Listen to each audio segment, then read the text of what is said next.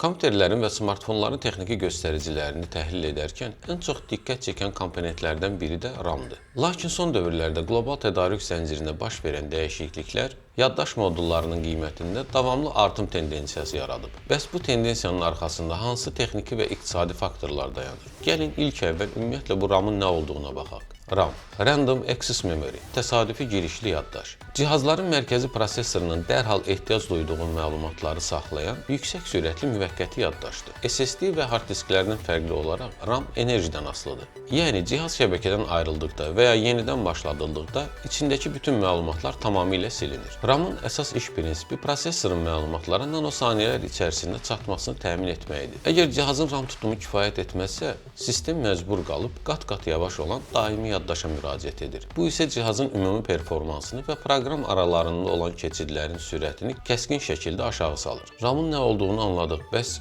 qiymətləri niyə qalxır? Standart olaraq texnologiya köhnəldikcə onun qiyməti aşağı düşməlidir. Lakin hal-hazırda RAM bazarında bunun tam əksi olur. Bu vəziyyətin bir neçə əsas səbəbi var. 2022 və 2023-cü illərdə bazarda yaddaş çiplərinin bolluğu yarandı və qiymətlər kəskin şəkildə aşağı düşdü. Bunun qarşısını almaq və mənfəət marjasını qorumaq üçün qlobal bazarın 3 əsas oyunçusu Samsung, Hynix və Micron yaddaş çiplərinin istehsal həcmini bilərəkdən minimuma endirdilər. Hazırda bazarda tələb yenidən artsa da şirkətlər qiymətləri yüksək tutmaq üçün istehsalı eyni sürətlə əvvəlki həcminə qaytarmadılar. Əlavə olaraq hal-hazırki vəziyyətdə süni intellekt modellərinin və serverlərin inkişafı yüksək band genişliyinə malik yaddaşlara böyük ehtiyac yaratdı. İstehsalçılar məhdud olan silikon istehsal xəttlərini daha çox gəlir gətirən və süni intellekt üçün kritik olan HBM çiplərinin istehsalına yönəltdilər. Nəticədə fərdi kompüterlər, notebooklar və smartfonlar üçün nəzərdə tutulan standart LPDDR və DDR modullarının istehsalı kənarda qaldı. Bu da bazarda süni çatışmazlıq yaradaraq qiymətləri qaldırdı.